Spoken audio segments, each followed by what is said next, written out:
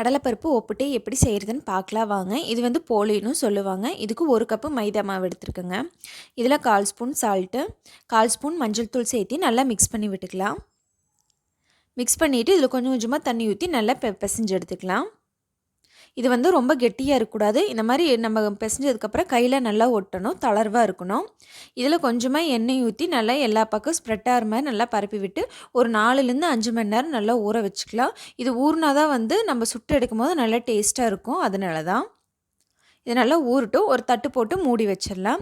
இப்போ உள்ள stuffing ready பண்ணிடலாம். நான் எந்த கப்பில் மாவு எடுத்தனோ அதே கப்பில் 3/4 கப்பு வந்து கடலைப்பருப்பு எடுத்திருக்கேன். இது ஒரு 2 மணி நேரம் நல்லா ஊற வச்சு நம்ம எடுத்த கப்புலேயே 2 கப்பு தண்ணி ஊற்றி ஒரு 5 விசில் விட்டு எடுத்தோம்னா கடலைப்பருப்பு நல்லா வெந்துடும். இது நல்லா ஆற வச்சு அரைச்சி எடுத்துக்கலாம்.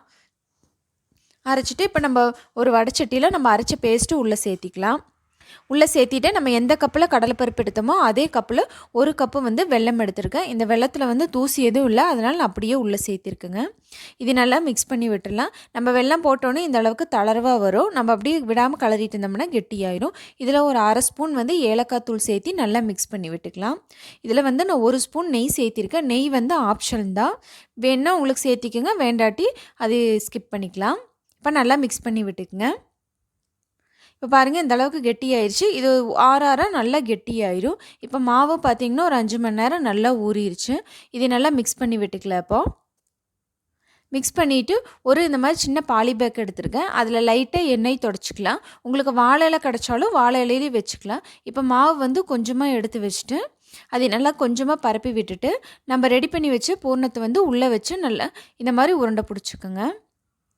மாவு வந்து நல்லா தளர்வாக இருக்கங்காட்டி நம்ம உருட்டினோம்னா நல்லா வரும். இன்னொரு பாலி பேக்கில் வந்து லைட்டாக எண்ணெய் தடவி அது மேலே வச்சு நல்லா இந்த மாதிரி நல்லா ஸ்ப்ரெட் பண்ணி விடுங்க. பாருங்கள் இந்த அளவுக்கு நான் வட்டமாக தேய்ச்சிருக்கேன். இது எடுத்தோம்னா கையில் ஒட்டாமல் அப்படியே நல்லா வரும். ஒரு தோசைக்கல்லில் வந்து கொஞ்சமாக எண்ணெய் ஊற்றிட்டு நம்ம ரெடி பண்ணி வச்சு ஒப்புட்ட 2 பக்கம் போட்டு திருப்பி போட்டு சுட்டு எடுத்துக்கலாம். இதை வந்து நான் எண்ணெய் சேர்த்திருக்கேன். உங்களுக்கு நெய் வேணும்னாலும் நெய் சேர்த்திக்கலாம்.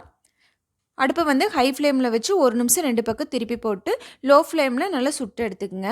அப்போ தான் மாவு வந்து நல்லா வேகும். இப்போ பாருங்கள் சூப்பராக ரெடி ஆயிடுச்சு. இதே மாதிரி நம்ம எல்லாத்தையும் சுட்டு எடுத்துக்கலாம். இப்போ பாருங்கள் சூப்பரான சாஃப்டான ஒப்புட்டு ரெடி. நீங்களும் ட்ரை பண்ணி பாருங்கள். என்னோடய சேனல் பிடிச்சிருந்தால் மறக்காமல் சப்ஸ்கிரைப் பண்ணிக்கோங்க. தேங்க்யூ.